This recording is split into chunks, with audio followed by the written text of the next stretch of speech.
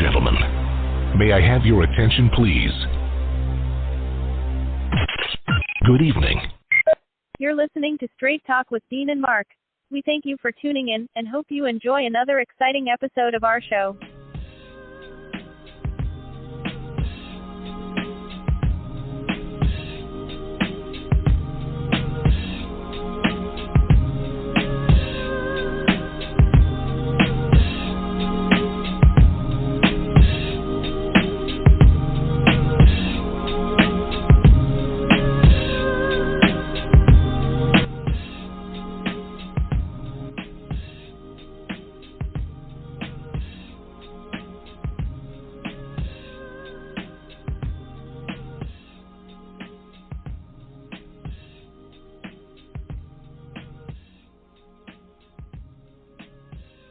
Ladies and gentlemen, welcome to another episode of Straight Talk with Dean and Mark.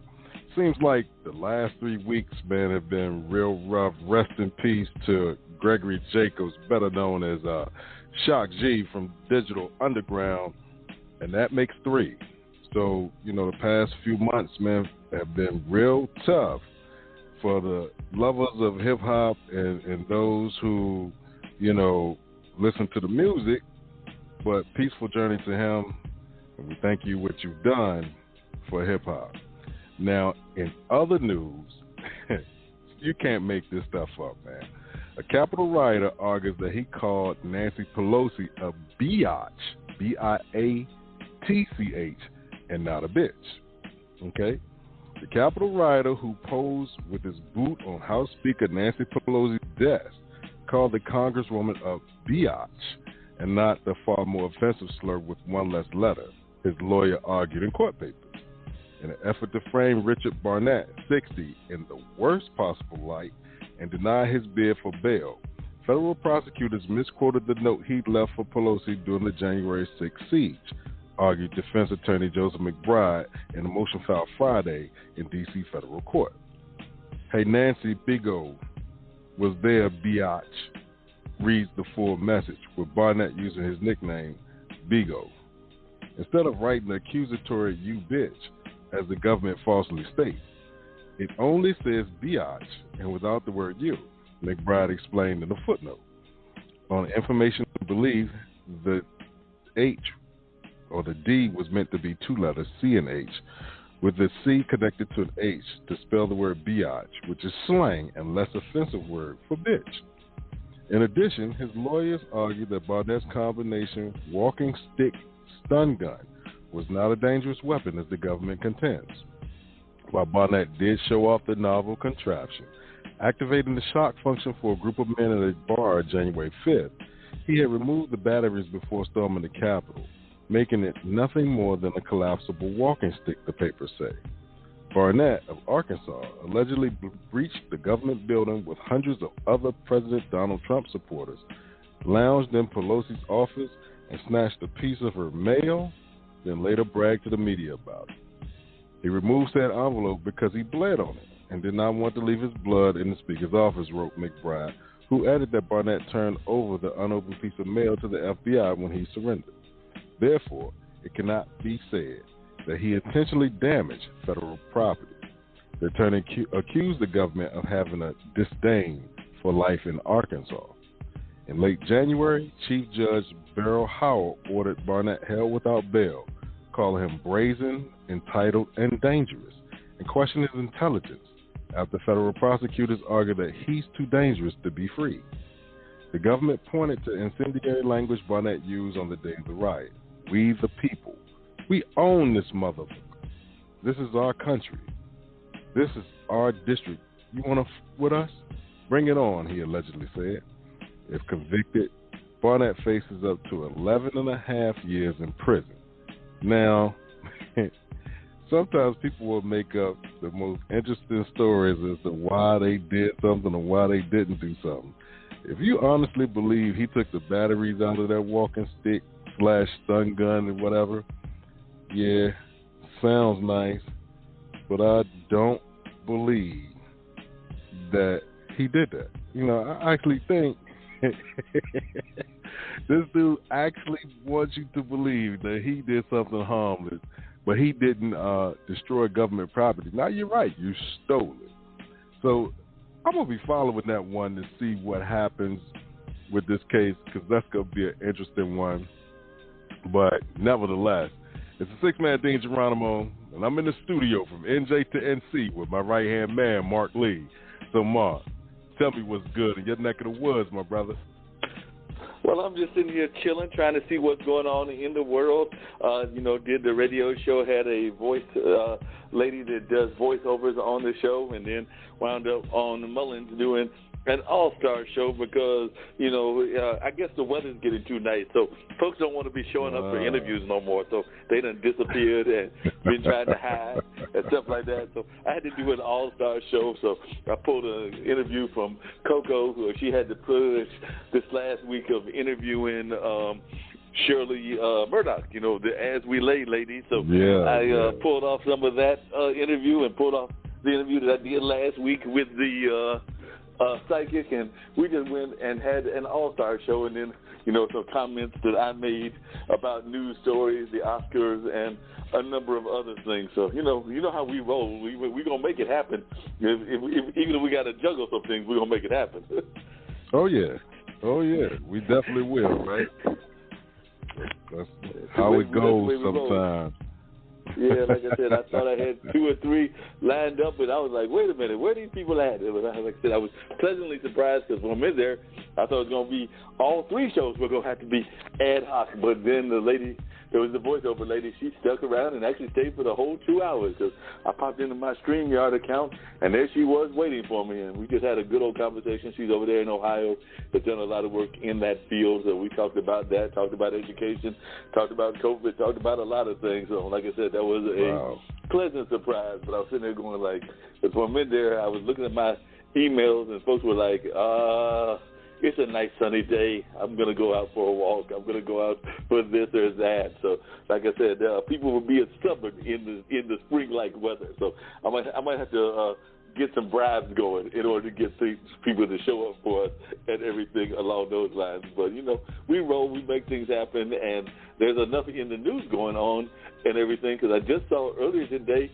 that they are finally going to do an investigation into Breonna Taylor. So they're going to do an investigation. Wow. They'd already done that in Minnesota, but Merrick Garland came out today, the Attorney General, and said that they are launching an investigation. So I'm actually going to pull that story up. But that one was a mind blower in my mind. I don't know what you think, but, I didn't know that justice would ever be served. But, yes, it definitely came out earlier today that they're going to do an entire investigation of the Louisville Police Department. So the entire Louisville Police Department is about to go under scrutiny. So it says the Justice Department will launch an investigation into the Louisville Metro Police Department to determine if there is a pattern of discrimination or excessive force within its ranks, Attorney General Merrick Garland announced today. So that was actually announced earlier today. The investigation marks the launch of the second such pattern or practice investigation since Garland took over as Attorney General, and comes more than a year after the fatal shooting of Breonna Taylor by Louisville, Kentucky police fueled worldwide protests against police violence and racial injustice. So Garland said the investigation will assess whether Louisville Metro Police Department engages in a pattern or practice of using unreasonable force, including with respect to people involved in peaceful, expressive activities. It will determine whether LMPD engages in unconstitutional stops, searches, and seizures, as well as whether the department unlawfully executes search warrants on private homes. So definitely that's going to be interesting. I heard somewhere that they may make it so that you can only, I want to say it's between 6 a.m. and 10 p.m. So they can only go and get you during those hours. If they don't get you before 10 p.m., they can't get you at all. That was something I think that came out in the gun law, because there's also the Supreme Court looks like it's going to be looking at gun legislation, and I will pull that up and talk to our listeners about that as well. But definitely, it looks like folks are getting tired of some of this stuff, so they're actually looking into things. The city did settle a wrongful death lawsuit with Taylor's family in September for $12 million. The settlement included a series of police reforms Louisville had earlier also banned no-knock warrants. So the police department fired one of the officers involved in the killing last year because they said that their officer, Brett Hankinson, displayed an extreme indifference to the value of human life. So that, like I said, the Minnesota thing came, and now it looks like Louisville is going to be under the microscope as well. I still have, I guess for me, having gun legislation, for what?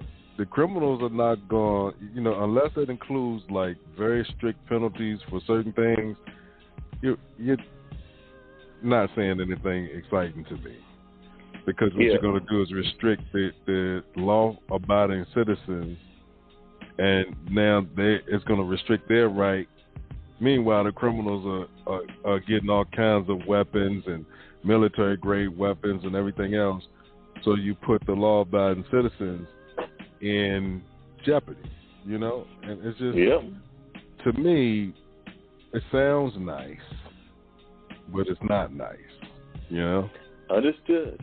Well, apparently this is what, Monday was just been a busy news day because the Supreme Court announced Monday that it will consider the scope of the Second Amendment next term in a case concerning a New York law, so up there in your neck of the woods, that restricts an individual from carrying a concealed handgun in public. And I know that yesterday Zach was doing his show, and he actually said that he saw somebody in a grocery store, or a convenience store to be exact, was carrying a assault rifle. And apparently when people in the place were asking about it, he said that, it was in his right to carry and everything. And I think he had a handgun in one, and he had the assault rifle with the clip in the car. Or at least he claimed the clip was in the car. I don't know if the clip was in the car or not. But he was sure enough going there in a convenience store. Now, what you going in a convenience store with an assault rifle for is beyond me. I mean, you expected the potato chip to go jump out in the assault chip? You know what? It's interesting to see, or to people do some weird stuff, man. So I don't know. Maybe he's gonna blow up the soda machine or something. Who knows, man? Who knows? It's just odd.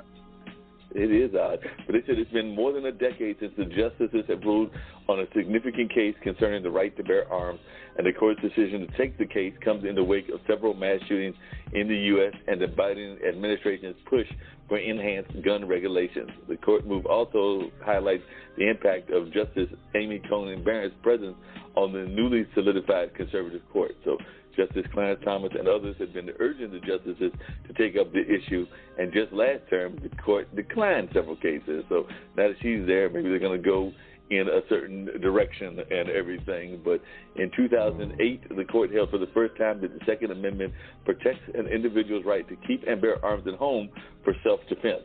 Except for a follow-up decision 2 years later, the justices have largely stayed away from the issue, infuriating gun rights advocates and even some of the justices themselves. Matter of fact, Thomas in 2018 said, if a lower court treated another right so cavalry, I'd have little doubt that this court would intervene. But as evidenced by our continued inaction in this area, the Second Amendment is a disfavored right in this court. So after the court effectively dismissed one case last term, Justice Brett Kavanaugh wrote that he hoped that the justices would vote to take up a new case soon. Still in June, perhaps with the knowledge that they were within 5 votes ready to decide, the court declined again to take up several new cases. So, but apparently they're feeling empowered, those in the conservative part of the court, and that's the majority. So definitely they're maybe looking at it, and I guess maybe they're going to try to find some things. But the case, the new case, New York State Rifle and Pistol Association versus Corlett concerns a New York law governing a license to carry concealed handguns in public. It requires a resident to show he has what New York calls an actual and articulable need to do so.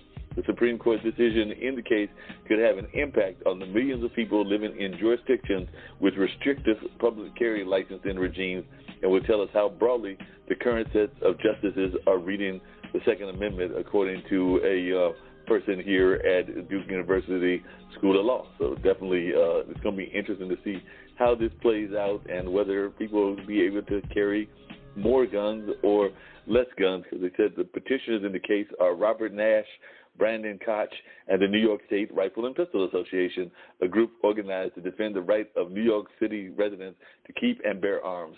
They are represented by Paul Clements, who served as the Solicitor General during the Bush administration. So they got some high-powered people in there and everything. So apparently Nash requested to carry a handgun for self-defense after a string of robberies in his neighborhood, but he was denied because he did not demonstrate a special need for self-defense. Koch wanted a similar license, and he was able to cite his experience of participating in safety training courses. He, too, was denied. And then they were adding that 3 states, California, Florida, and Illinois, and the District of Columbia generally prohibit people from openly carrying firearms in public. 2 states, New York, and just down from me, South Carolina, prohibit openly carrying handguns, but not long guns. And another 3 states, Minnesota, Massachusetts, and your state, prohibit openly carrying long guns, but not handguns. In the remaining states, people are generally allowed to carry firearms, though some states require a permit or license to do so. So have you been walking around with a handgun, and do you have any plans to do that in the near future? I don't, because I don't need it. I mean, it also goes to, for some people, I think it's a level of fear. I don't know if they're just scared to be outside or just honestly afraid of everybody else, but walking around with a gun, that tells me you might not be who you think you are. You know what I mean? Just, it's kind of weak to me, but for other people, they have their reasons, and the next thing you know, they're going to be carrying the weapons anyway. So what are you going to do? The law says you can't text and drive. People still do it. The law says you can't drink and drive, and people still do it. So, I mean, everybody doesn't, but there are many that still do it. So what are you going to do? What are you going to really do? Because then you don't want them to go to prison for a long time. All that kind of craziness. So what are you going to do? That is just my question. What are you really going to do when they say, man, you know what? You can kiss my ass. I'm going to do what I want to do. Go do what you want to do, how you want to do it, and all of that. There's been some people that have been saying that Kamala has been very quiet and that nobody's been hearing her voice and everything. But then it came out today that apparently when it came down to the decision, or maybe it was yesterday, when it came down to the decision to leave Afghanistan, that she might have been one of the major voices. So apparently she said on Sunday that she was the last person in the room for President Biden when he made the decision to pull all U.S. troops out of Afghanistan. In an interview on CNN's State of the Union, Harris was asked about Biden's statement that he wanted the VP to be the last voice in the room, particularly when making big decisions like he was when he served as vice president under President Barack Obama. Harris confirmed that was the case regarding the move to withdraw troops from Afghanistan by September 11th, which is the 20th anniversary of the 9/11 terror attack. Man, we're getting old, because I remember that attack almost like it was yesterday, but it was actually 20 years ago and all of that. But this, Harris said, this is the president who has an extraordinary amount of courage, Harris said regarding the decision, which was announced earlier this month. He is someone who I have seen over and over again make the decisions based on what he truly believes is the right thing to do. So Biden is acutely aware that it may not be politically popular or advantageous for him personally. It's really something to see. So apparently she was giving him credit for making this decision, but she was saying that she definitely was behind and supportive of that decision as well. But I know on Zach's show yesterday, he was talking about how he just felt like she has not been, that she was doing the silent act, which sometimes vice presidents do. So have you seen enough of Ms. Harris, or would you like to see more of her? Because I have heard some people, not just Zach, but others, have been like, yeah, she popped in for a, one of those public appearances here and there, but we're not hearing enough of her. So I just wondering, what are your thoughts? In most organizations, most deliberative assemblies and everything else, do you hear a lot from the vice president? Nah, you don't. So, all of a sudden, I guess people have a distorted view like she's supposed to come in there and take over the whole place. She's not the president. She's the vice Right. president. She acts in the president's behalf on certain things, and if he appoints her to do so. But other than that, man, when you're the vice president of an organization, it's almost like a chill spot. You get to, you're dealing with the business that takes place, but you talk with the president about a lot of the stuff that's going on, and the president becomes like that voice piece. And I don't know what the expectation was. I guess they thought, she was going to come in and all of a sudden it's going to be fight the power. We taking over. We doing this. We doing that. I don't know. But I know in most organizations, even if you go into retail and you look at a manager and the assistant manager, how much does the assistant manager really say? Not much. Exactly. The manager tells the assistant what to do. The assistant filters it down to the staff, and that's how it goes. So I'm quite sure the president will decide what he want to do. He runs it by the vice president. They may talk or whatever. If it's something for the staff to do, then the vice president becomes the messenger. Otherwise, it's the president making, talking. So I don't know what they were looking for, but it's always something. Like, we expect magic to happen out of nowhere instead of using common sense. First of all, let's just say something happened in our lifetime again that we figured we would never see. We've never thought in a million years that we would see a black man as the president of the United States. And then came Barack Obama. Exactly. We never thought in a billion years that we would see a black woman in any of those positions, and she's the vice president. So, it's always something, no matter what. It's like we're never satisfied, but we never do anything to satisfy anything. We're never satisfied, and we always expect like the impossible. Because I do remember having friends in the activist community. Consider myself part of the activist community. I do remember that a lot of folks expected Barack to come in and work like some magic, even though he's still got to play the game. It is a political game, and he's still got to play the game as well. And I think that I think he accomplished quite a bit, but they were expecting, like maybe he was going to come in and just like, we're going to paint the White House black, and we're going to have like discos and roller rinks in the White House or something like that. But they were, and I'm just being slightly sarcastic, but they were definitely expecting more than anybody should reasonably expect, and that's definitely something that I think we don't need to do. We need to understand that these folks are coming into a political environment, and they definitely they can bend some of the rules, they can do some things, they can get some things accomplished. But I don't know any president, whether it's conservative, liberal, whatever, they got everything they wanted to do accomplished, because they've got to go up against the House, they got to go up against the Senate, they got to go up against the different lobbies that are going to go against some of the things they want to do. If you show me a president that has had a 100% success rate, I want to meet that president, because I don't think the day's ever existed, because I'm sure that everybody, even the most notable presidents, the ones that get the history books and everything, I'm sure that George Washington has some things that he wanted to do that he did not get accomplished, and I'm definitely sure that both of the Roosevelts did, as well as the Kennedys and a number of others. I mean, definitely the Kennedys, because, to the one Kennedy, because his brother was killed as Attorney General, but definitely they probably had all kinds of things that they wanted to do before they were assassinated. So we also have to be realistic in what we expect from our political leadership, and I would say that even on the local level. You know what? That magic wand syndrome is a thing, isn't it? Like, you just want stuff to automatically, overnight it's going to be this. But see, that shows how little they understand also of this process, because you have a whole group of folks, almost 600 deep, almost at least 535 people deep, that is called Congress. So exactly.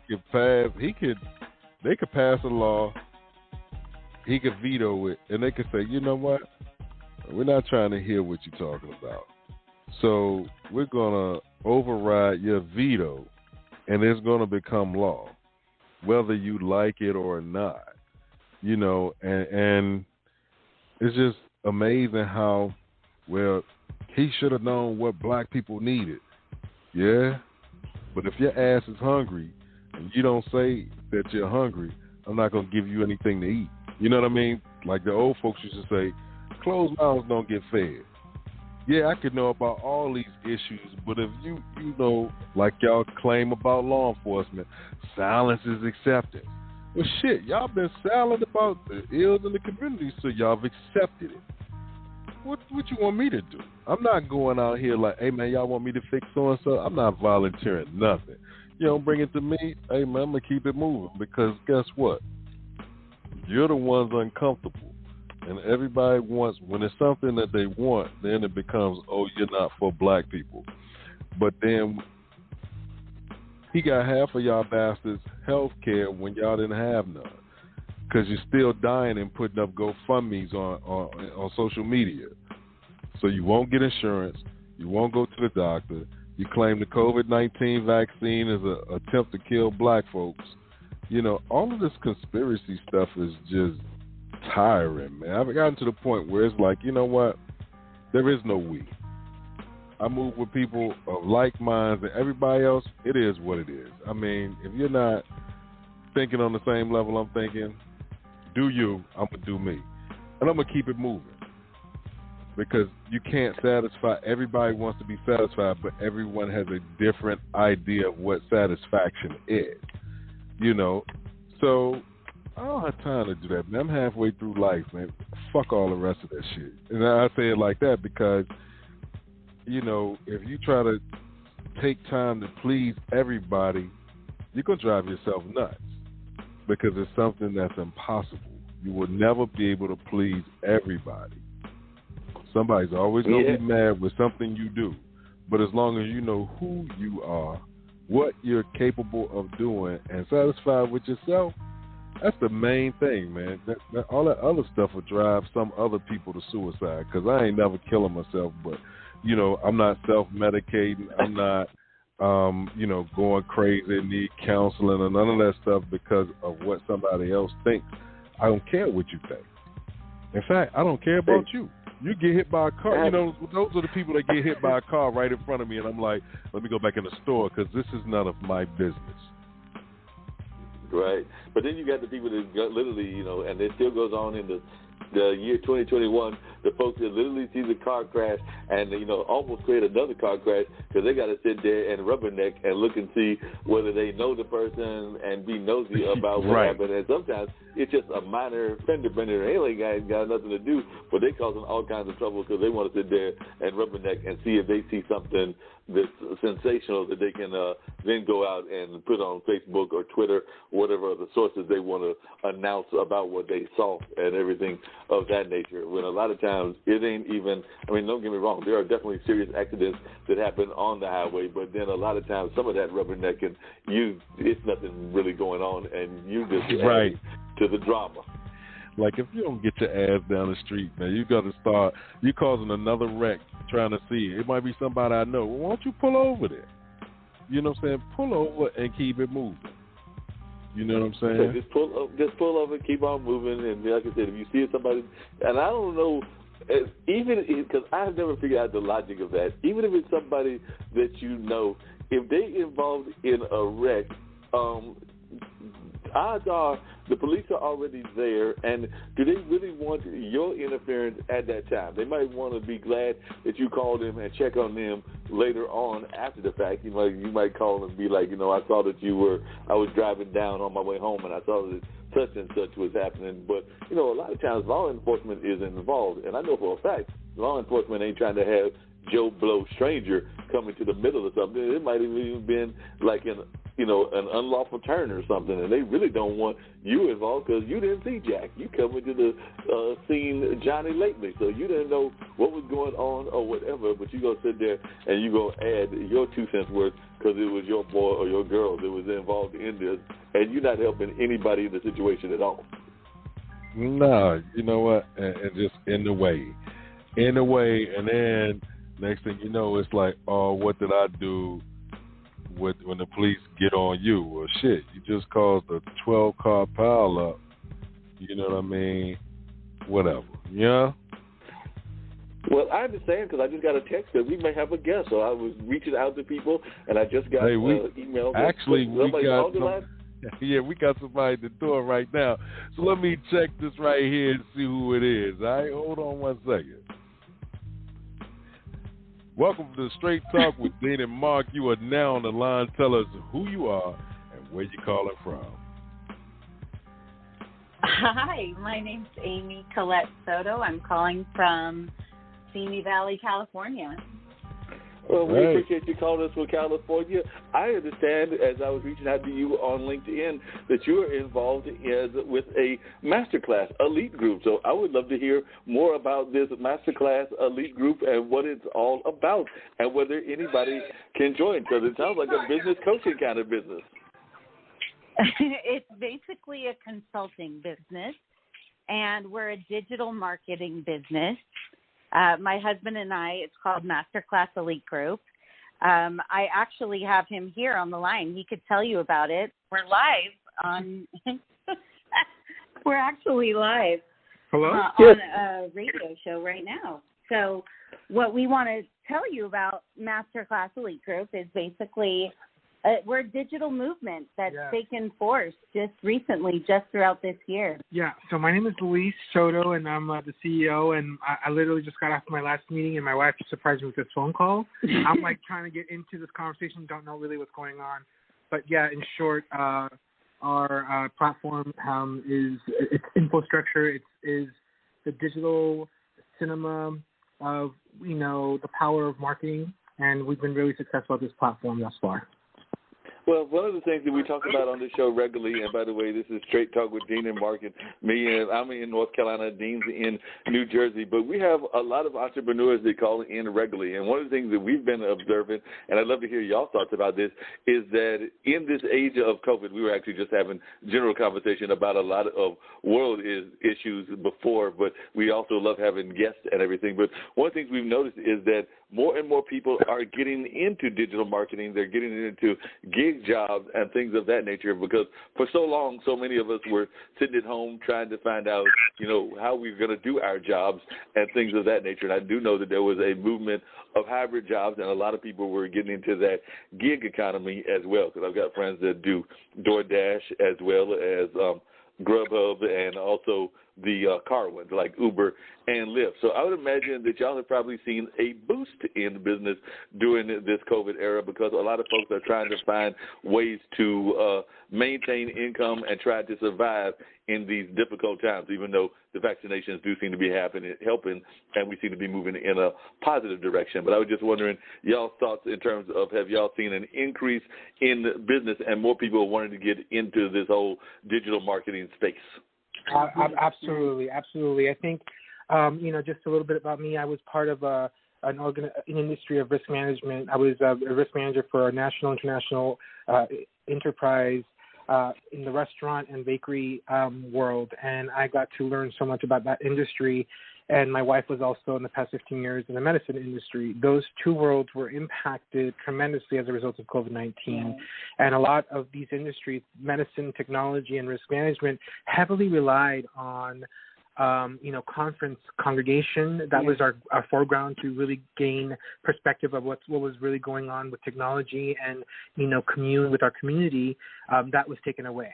So the only platform that we had was this digital platform. And to answer your question, yes, there has been an uptick in people wanting to collaborate with us so that we can brand their new business. Yeah, they could market and brand their business through digital aid, which has always been the reliable source when it comes to getting sharing people's stories and how they've succeeded with their business prototype.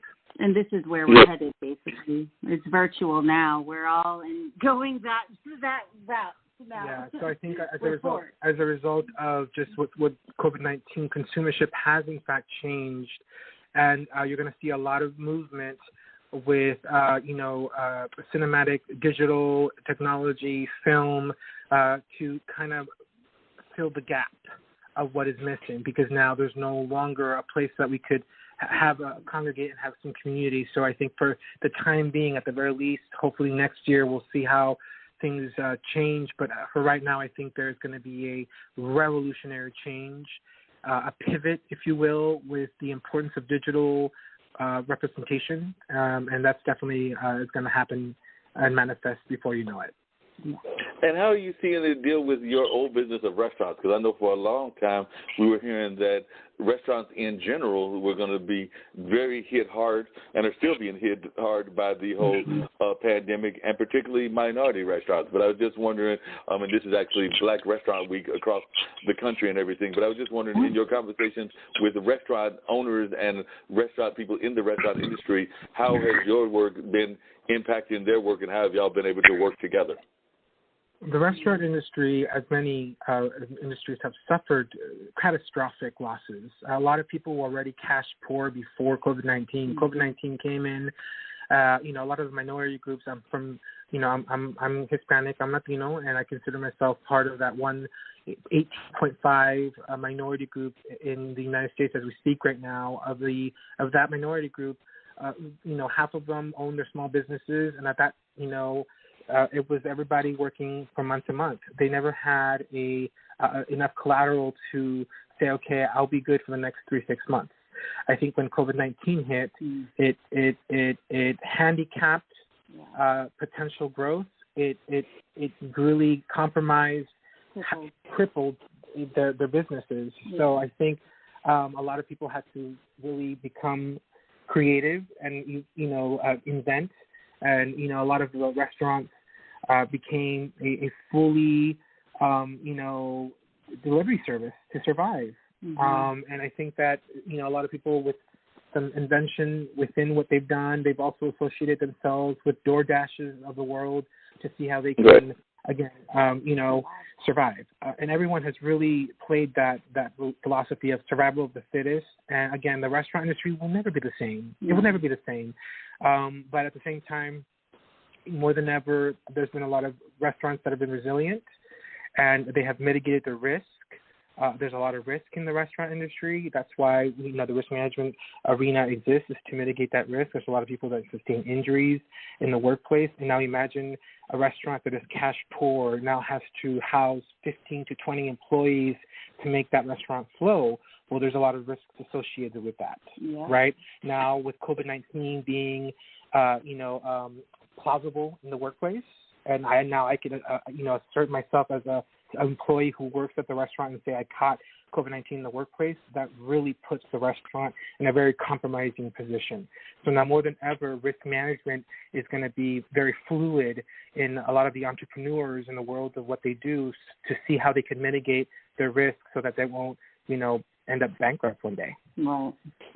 Yeah, and one of the other things that we've been seeing is just yesterday was the Oscars, and of course we know that the movie industry, and y'all are in California, has also been impacted as well, and a lot of that has gone more digital. So I was wondering if y'all could talk, if you know anything about that as well, because I have seen it's definitely more things going straight to direct to the house and less people going to the movie houses. Actually, I'm on the board of one of our local theaters here in Durham, North Carolina, and I know that for a long time we've not been doing live events. We've been doing virtual events, and as I'm hearing what Disney Plus and HBO Max and a number of others are doing in terms of going directly to the customers, because the customers are sitting at home, and a lot of times people want to be in that more comfortable home environment. But I was just wondering, in y'all space, have you been seeing more of that, and have y'all been working with those movie makers and movie agencies?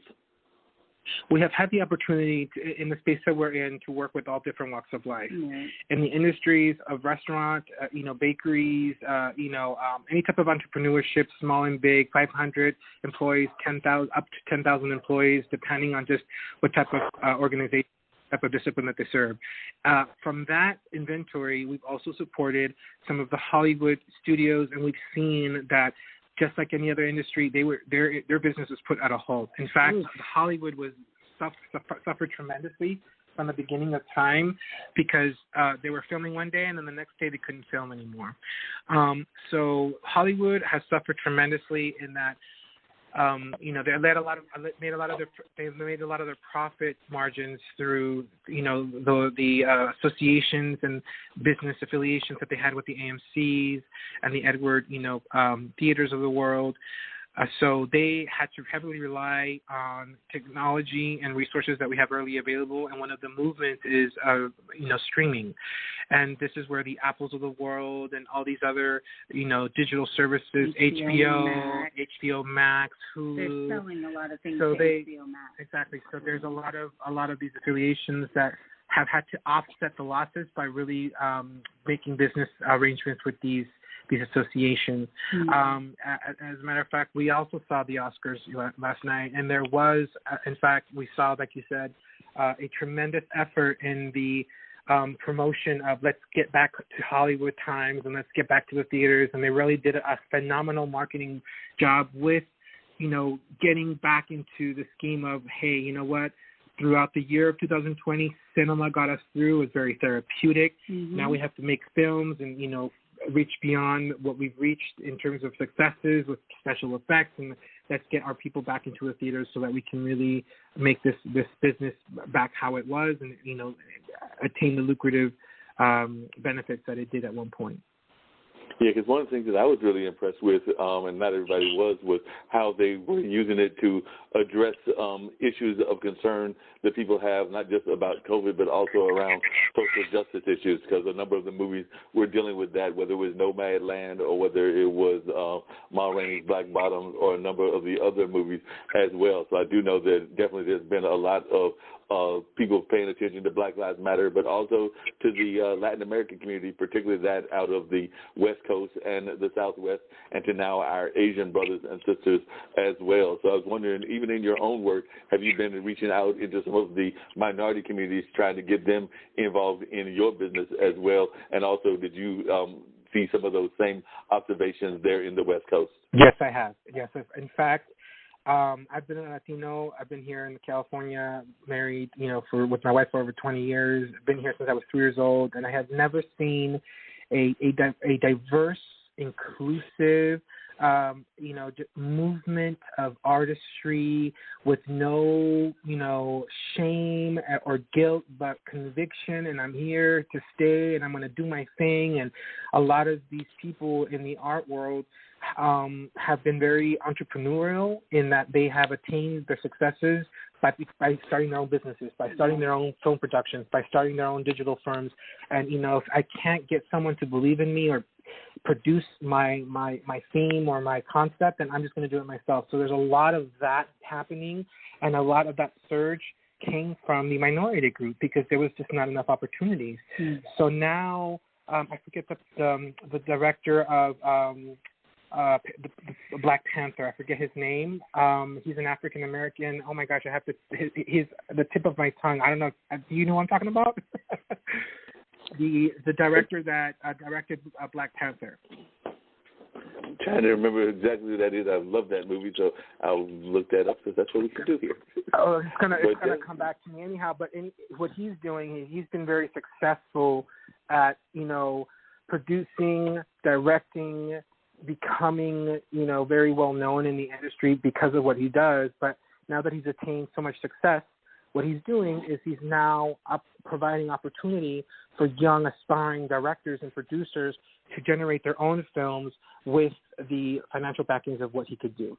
So again, like the Tyler Perrys of the world, he has created a huge institution where now he's housing a bunch of people to support, to film, all his projects in his big studio. I mean, there's just a lot of movement that I've seen, and I'm very proud of it, to tell you the truth, because I see now more than ever the diversity that we're going to see a lot of it. Yeah, Ryan Coogler, that was the name of the director that we were trying to remember and everything. So Ryan Coogler is that particular gentleman and everything. Now, one of the things, I'm actually one of those folks that's older gentleman that's in the late 50s and still in that single space and everything. But my partner in crime, Dean Geronimo, he and his wife are very much involved in that business space and do a lot of business together, but also support each other as well. And I'm sure that Dean may want to jump in and tell you a little bit about what him and Dr. April do and everything. But if you could, I'd love to hear your thoughts about working together in that space as husband and wife, because like I said, y'all sound like y'all have been doing this for a while. I know that Dean, even though he's involved in workforce in the correction system, he has also been very much involved with a number of things with his wife and some of the things that they do together, because he's also does some groundwork for one of our local guys that is a internationally known hip-hop artist, that being Ninth Wonder, and he does a lot with his street team and all of that. But I would love to hear your thoughts about working together in that husband and wife entrepreneurial space. Well, I think, Masterclass Elite Group is a compilation of 15 years of my career as a risk manager, 15 years of my wife being in the medicine world, but also prior to that, we kind of played a little bit in the entertainment world. My wife was a working actress for many years until she decided to go on a hiatus and start our family. And then with COVID-19, a lot of things shifted and changed, and we then decided to do our own thing, of which we decided to use all of our network, everything that we had, we worked so hard for. My wife opened up her Rolodex and started calling her producer friends, actor friends, director friends, her manager, and whatnot, to kind of see what the entertainment is right now and what we could do to contribute, given that COVID-19 has handicapped the whole industry. My wife, has really used some of her acting. What have you? Right, and then we ended up getting our kids now have agents. We got a commercial. The whole family did, which was funny. But no, the industry itself, we've been able to definitely use and been able to definitely help our business grow with any of the people that I've known in the past. But I mean, basically, working as a couple has its trials, has its benefits, because you're a team, you're fighting for each other, and you have one main goal, and you can pretty much trust each other, so that's helpful. But of course, you do get on each other's nerves. Let's just say that. But it's a when you're a power couple, it's a win-win. I mean, it's a huge taking, but it's what we do. It's what we've always done. And I think right now, whether you're a couple or your husband and wife, or your brother and brother, sister and sister, any type of affiliation as a family. I mean, I've met so many entrepreneurs that started their companies within their family, wall. And everyone has their strengths. And I think right now what our challenge is as entrepreneurs, trying to really leverage and use this digital power, right, this power of cinema, to kind of convey a message of what our awareness of what our reality is right now, and have used our platform to speak on behalf of what's going on in the community and the world, without polarizing it, without being political about it. Everyone is so sensitive right now. You talk about vaccinations, you talk about black or white, you talk about privilege, you talk about Black Lives Matter, you talk about that. Just everything right now is so imperative to make awareness of. But it's the art of how you're going to do it without being abrasive, without being invasive, without being offensive to your viewer. And that is the challenge in the digital world, I think, that we find, is how can we give a objective perspective? How can we educate our viewer by giving them the facts, but not really offend or encroach our belief systems into theirs, right? So I think that for us has been a learning lesson for both of us. Yeah, that makes a lot of sense. What do you think is one of the number one lessons that you would like more entrepreneurs to know? Because, like I said, with this whole COVID era, we've seen more and more people that have gone into entrepreneurship. I know you used the word earlier, pivot, and that's become like the catchword for just about everybody these days. It seems like everybody is pivoting in one way or another, either from their jobs into gig jobs, or from their jobs into new jobs, and a number of other things as well. But as we're getting more and more entrepreneurs, what is some of the pitfalls that you would like to see more people stay away from? I think that, I live the trial and error, and my wife and I think Masterclass Elite Group is a byproduct of we've always wanted to be an entrepreneur. We always wanted to work for ourselves. We always wanted to be independent financially. We were not 9-to-5 people, but we had just grown accustomed to that model.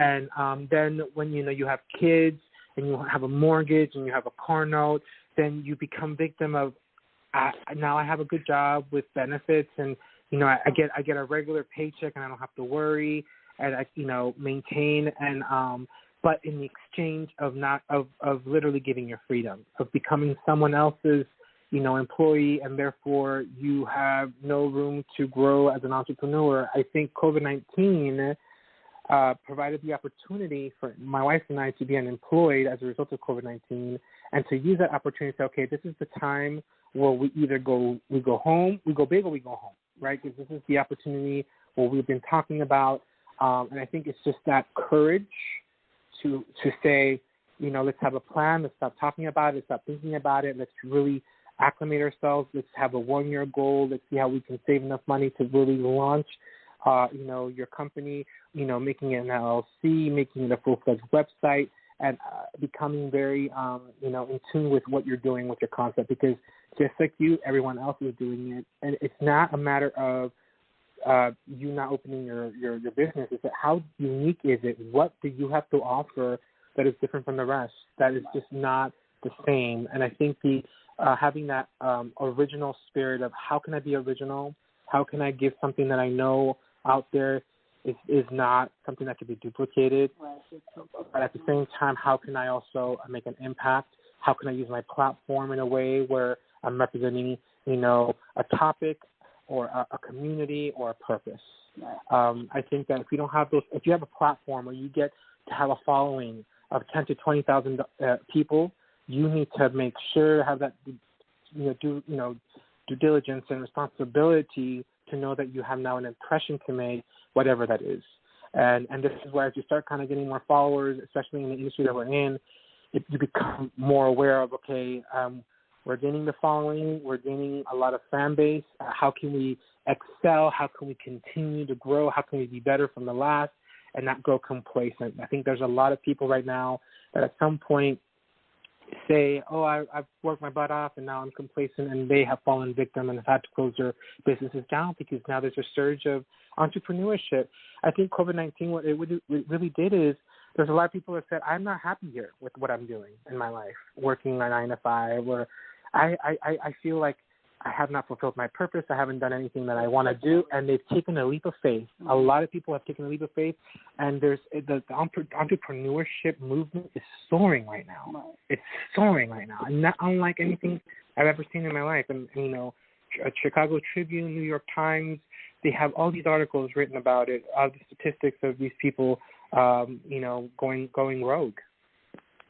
Yeah, definitely seeing more and more people going rogue. One of the things that we've been seeing, even in the digital media space, is more and more digital media popping up. I know that not just the podcast, because there are thousands, if not hundreds of thousands of those, but there are now also a few, not a lot, but a few digital television networks and things of that nature. Of course, there's the big boys like Disney Plus, but there are also independents. And one of the things that I'm noticing with the independents is that a lot of times they don't know how to market that independent product. So they may have a lot of great products, maybe everything from talk shows to dramas to a number of other things, but then they're trying to do it using the standard forms of getting out there. And I know that StreamYard is a popular platform, and then they will tie you to Facebook and YouTube and Twitter and Twitch and things of that nature. But not everybody knows how to use those kind of platforms and actually get statistics. One of the things that I've always been regretting is that I have yet to see,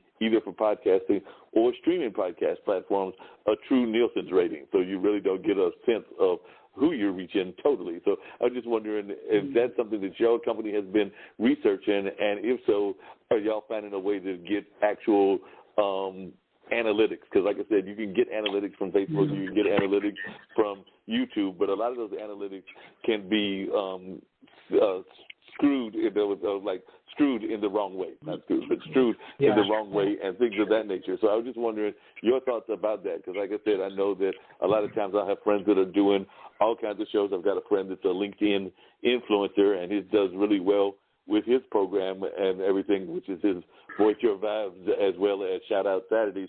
But, I'm not even sure that he knows necessarily how many people he's reaching. I would guess thousands based on the amount of people that come into the room and talk to him on Wednesdays and Saturdays when he's doing this. But I have still not seen anybody with true analytics that actually are effective. Yeah, no, and I think I'm a risk manager at heart. We heavily rely on data to help us understand the story of what needs fixing and what is in good standing. So, as entrepreneurs that we are, we need to make sure that the investment that we're making in this company, there is a return on investment somehow. How can we attain quantifiable metrics to understand that if we're growing exponentially, or if we're not, or if we're flat lining, what does that metric look like? And I think because of COVID-19, social media was always running rampant, and it was a very powerful resource to really market your brand. But because now COVID-19, LinkedIn has not, what it was meant for has become something now more. Now I think LinkedIn has become now a foreground of like survival. Like people are using that for everything. It was supposed to be professional and find your network. Now people are pitching. They're doing everything that they can about their business, and they're engaging in questions and answers. And they're bringing in educational webinars in there. So LinkedIn has really morphed into something more. And LinkedIn, as we start kind of bringing, sending all of our trailers and videos that we are, submitting, we're seeing our viewership increase on LinkedIn. We're seeing our YouTube viewership increase on YouTube. We're seeing a exponential number of people responding and DMing us and sending emails, giving us feedback, trying to collaborate with us. We're seeing that, when we sent out a trailer this time last year, it took us about 300 views to collect in 3 months. Now we're collecting 300 views in 3 days. So again, there's certain things that you can,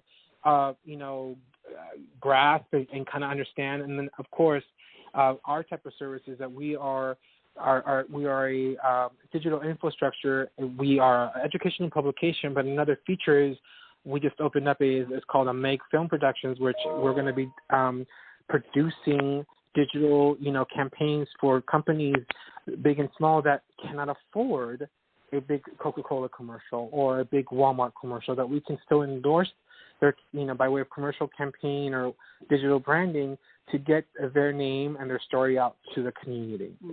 So, we've kind of, we were very centric in servicing our communities, but because of falling into the need of how do we promote it, we've become this digital institution which has served us justice at the end of the day. Yes.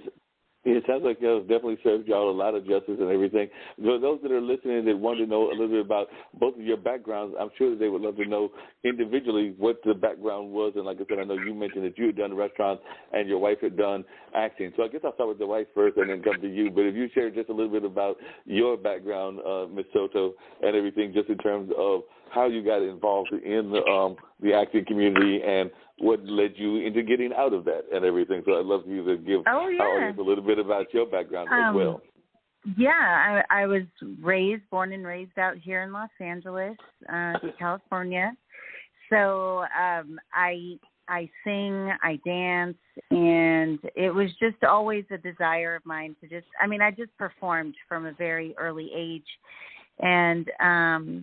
And so right out of high school, I went into like acting classes and just was like, I'm going to do this. I'm going to hit the pavement. And so I did. And I started working. I was hitting the pavement going to Fox and, Disney and going to Sony and auditioning for all types of things and doing off-Broadway shows and worked on the biggest of the things that I've done was on The Tonight Show. I worked with Jay Leno and doing some of the sketch comedy and I worked on the Jenny McCarthy Show doing some of the sketch comedy when she was on MTV and lots of different TV shows.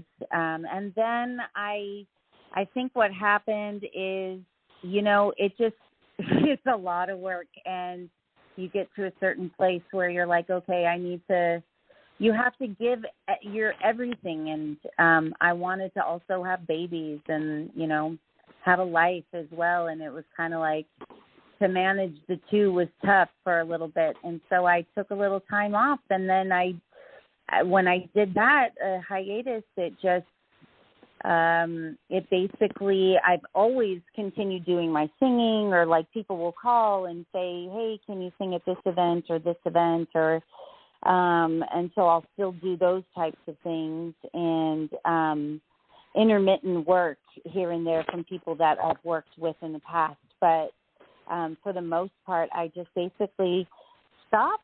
And then right when COVID hit, my manager just said, hey, send me a picture of the entire family. And I was like, okay. So I didn't know what she was doing. So she sent it over to Osbrink Agency. Osbrink Agency was like, oh my gosh, these kids are darling. I have to see these kids on tape. And do they speak Spanish and English? And they do. And so it's a biracial family. I'm white, as white as can be, blonde, green eyes. And so the kids are these mixed kids. And so the agency was just like, oh my gosh, we have to see these kids on tape. Immediately signed them, doing commercial and print. And then they ended up signing us as well, as the parents. And the reason why is because COVID, they don't want to cross-contaminate as often. And so basically they're not casting, say, the mom or the dad. They're basically trying to hone in the cross-contamination with COVID, and they're casting families, and they're casting, like, cousins, the people that have all kind of been together in isolation. So our first audition we went on, we booked. And so we've been nonstop auditioning. Our kids are auditioning. So now it's kind of led into Momager / Masterclass Elite Group.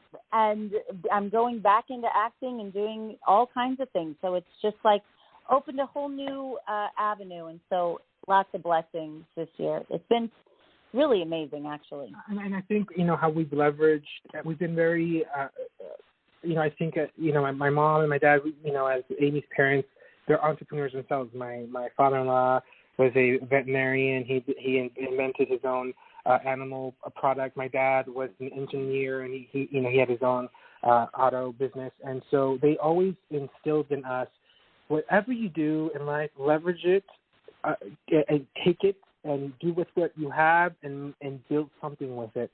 And that's what we did. And, my career, Amy's career with her acting and then, when she was on hiatus, she started working in the medicine field.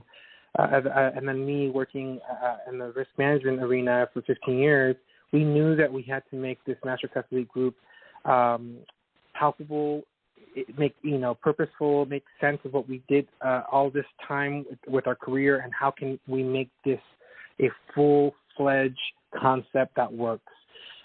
Because it's in a digital arena, and, one of the things that is very important is not only to brand the concept and the platform and our content, but we also need to brand ourselves, because we are the face of the Masterclass Elite Group branding. So Amy and I have been very good at, again, promoting ourselves as individuals, but still a husband and wife, and also celebrate our differences. We've been having very much success with one of the last trailers that we sent out, where we talk about diversity and inclusion in the workplace, and we're using our personal stories to, again, bring awareness to the community.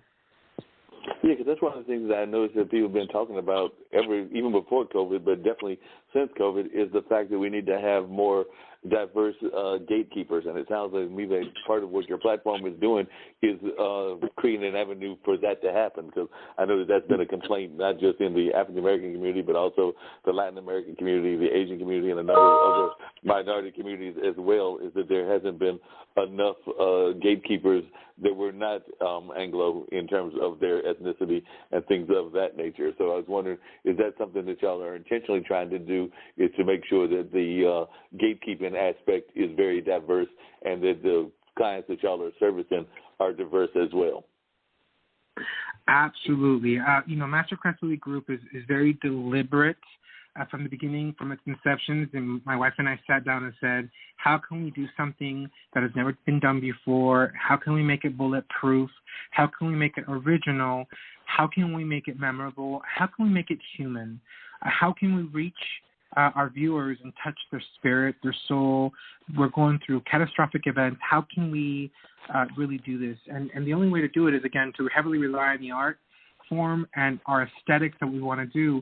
We've been very successful at the aesthetics of Masterclass Elite Group. It's centered in art and classical music, and we make that the focal point of our we're conveying a digital message, and it steers away from any type of business pitch that you see in a business setting or a boring, manual training of any sort where there's no story, there's no beginning, middle, or end. It's just the pitching of a business. And I think what we're trying to do here is we're trying to congregate all of our people in our industry, and we want our platform to be a safe platform where people can speak of their differences within their community, bring in inventions, highlight their successes, use it as a platform to celebrate diversity and, each person's success through their career journey, and, again, be a force to be reckoned with in the next couple of years. It sounds like it. And y'all also using it to break stereotypes, because I know a lot of people have been paying attention to south of the border, and definitely, that we've been seeing the images of the kids coming across the border, but a lot of times people are not paying attention to the reason that the kids are coming across the border. But there's also people that are wanting to paint, like, say, Mexico as being entirely drug overridden, even though there are parts of Mexico that is a problem, but it's not all of Mexico, even though if you hear some people, you would have them think that all of Mexico is being run by the cartel. So are y'all intentionally trying to break some of the stereotypes that exist? And I'm just using Latin American examples, but I mean the same could be said of the Asian American population, because a lot of people have stereotypes about, say, Indians from India as well as Chinese, particularly with COVID and everything of that nature. So just wondering, are y'all using it as a means to break some of these stereotypes that unfortunately are too ingrained in society? Absolutely. I think, me sharing my story to my community and talking about my being an immigrant at the age of 3 and coming to the States with my parents and sharing my story, and then bringing in some educational awareness of the Hispanic, statistics and what things are looking like in the next 5 years, and, what is to be expected in a diversity and inclusion, corporate world, and what does that look like. That was a step towards, again, touching subject matter that is sensitive.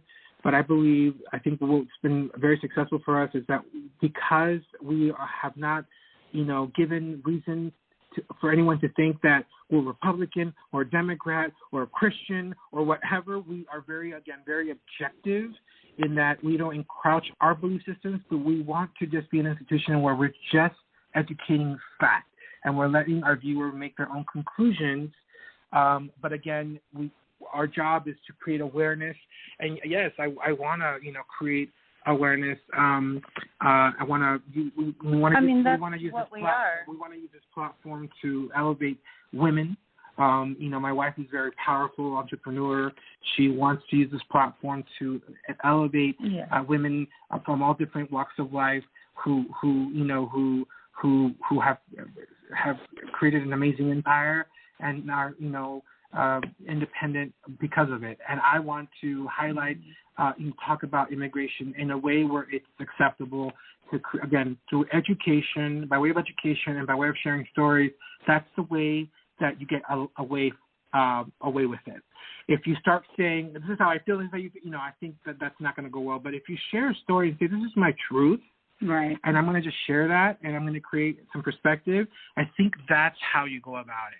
And that's what we've been very successful. We've been very successful with that. So the goal is to bring a level of awareness, again, by stressing some facts about the Asian, deficits that have occurred, all the violence that has happened to the Asian community. It's absolutely overwhelming to even understand that this is what's going on. I've never seen our world in this way, so I think there has to be, we have to create other platforms to offset that situation. But that's what we're showing is people that are different in skin and different in culture, and we're coming together, and that's what people need to see. is that there's no barrier between the two of us. We're the same. We do have the same blood running under our veins. So people do need to break these barriers and these thoughts in their minds. It's a definite process, but that's what we stand for is the blended family for sure. Yeah, it definitely sounds like it. Yeah. And definitely it also sounds like, to some degree, Mr. Soto, that you almost sound as if you would be almost like an original member of what the Dreamers have gone through, even though you're older than the Dreamer generation is. But definitely it sounds like you, like many of the Dreamers, came across at a young age, because I know a lot of the Dreamers, that's part of what they're trying to do is make sure that they are getting the rights that they've had because they've lived here in the United States for, say, 20 or 30 years and came across with their parents when they were youngsters, and maybe the parents were in their 20s or 30s at the time. So it sounds to me like you can definitely relate to what the Dreamers have gone through and probably have some thoughts about that as well. Yes. Yes, I think that, I mean, I've never seen it. I always talk to Amy about just the women independence and how there's just so many other women out there that are, soaring, and they're just, I've never seen so much woman power. And when Amy's like, I'm going to be one of the leaders to engage so that we could really make this happen because it's about time, So we always talk about, again, how we could really use our platform for good. I think that the minute that, we don't use it for good, we've sold our soul to the devil. We have to always make it inspirational. We always have to leave an impression. Well, and during this year with COVID, I think the main goal was to really generate hope, was to really show that we're here to support and bring our expertise to the forefront so that we could help support the people who were losing their jobs, who needed guidance. And with what we have learned over the accumulation of our life, we've been able to do that. And so we've been able to do it in an artistic way now. And so this is an avenue that is just a huge embarkment that we're doing it, and people are needing this because they don't have creativity, really. Not a lot of people do, and so they want to get a message across, but you have to do it creatively, you have to do it objectively, you have to be able to get your message across, but like impact people at the same time and get them to stay locked in. And so there's something great about our work where people they're captivated. It almost seems like a movie trailer, but yet you're educated at the same time. So it's really it's an eclectic way, but people are really jumping on, and they're using it for their company. They're digging it. So we're going to take it down to 10 to 10. Yeah. Yeah, it sounds like they're doing a real good job and definitely getting the word out and everything. I know one of the things that we've talked about, not just on this show, but a number of other podcasts that I'm involved with, including some streaming ones, is the importance of education. And it definitely sounds like you're trying to get your kids involved in education. But I know that one of my friends who's involved in the media as well as engineering and the legal field, the two of them oftentimes talk about the fact that they feel that we are using 18th century methods in the 21st century. So they feel that we need to do better with education. And I know that even earlier today I was talking to a lady out of Canada that does voice work and does voiceovers, and she was talking about how back in the day we did a lot of work through repetition, and that's how we remembered things, whether it was the Bill of Rights or the Constitution, and we seem to have gotten away from that as well. So just wondering your thoughts about education, as you do have, it sounds like, school-age kids and things of that nature. And are you happy with the education system, or would you like to see it improved in the 21st century? So I'd love to hear your thoughts about where we are education-wise. It's funny. We no longer do memorization is something of the past for these kids. It's not good because these phones and the technology has really taken away the skill of what we went through. We used to have to literally memorize things all the time. And even with phone numbers, say like you lift up your phone and you had to know your mom and dad's phone number by heart. They don't have to do that now. And so it's as simple as just that. And that is a skill that is basically lost. Also, writing is also being lost, and cursive, and so math has changed. I don't even know what to say about the math.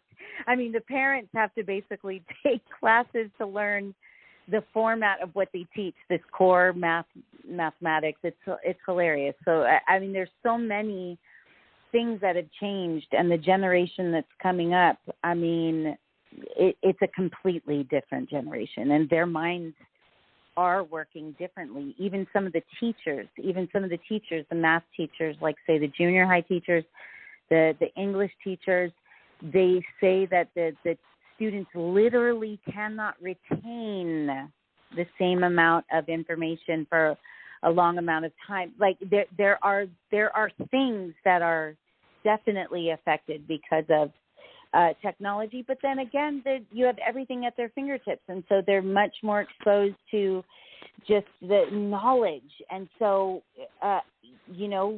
my people perish for lack of knowledge. Luckily, we won't perish. They won't perish. They'll have a lot more information at their fingertips. But at the same time, they need to be grounded.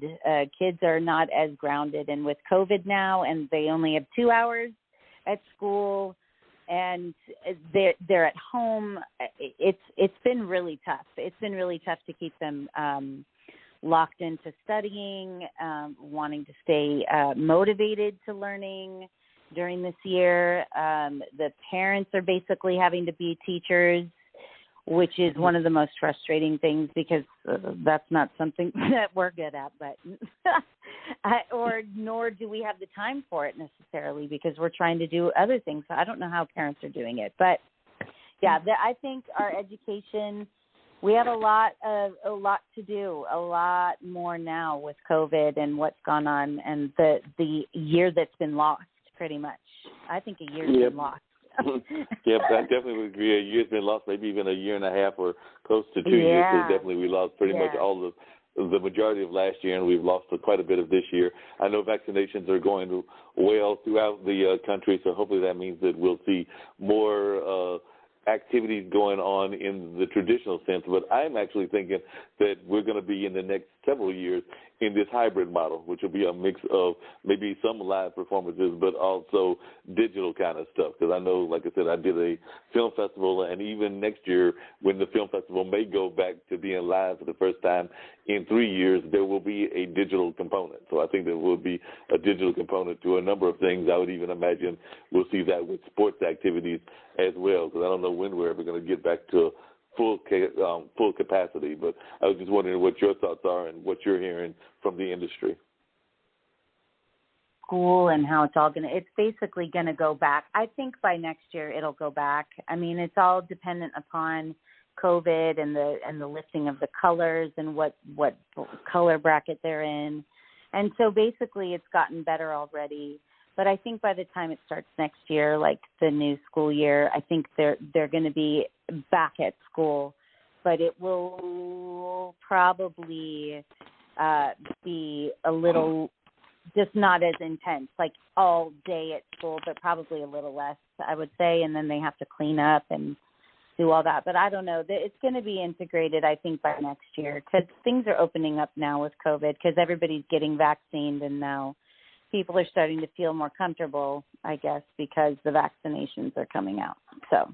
Yeah, definitely. What did you feel, Ms. Soto, when you saw Kamala? We were talking about Kamala before you got on the line earlier, when she became vice president. Did you see that as a victory for women, and is that something that you were enthusiastic about, or that you have used to motivate other women entrepreneurs and other women of power?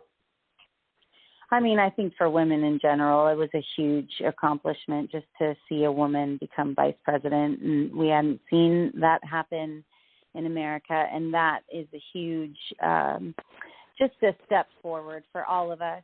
And I saw the little girls, like watching television, or like the little girls that it would just impact, and watching their eyes just light up looking at the television, at the fact that a woman was becoming vice president, and an ethnic woman at that, for that matter. It was one of the greatest moments for American history. Truly, it really was. And for all the little girls in America to see that, I think it was a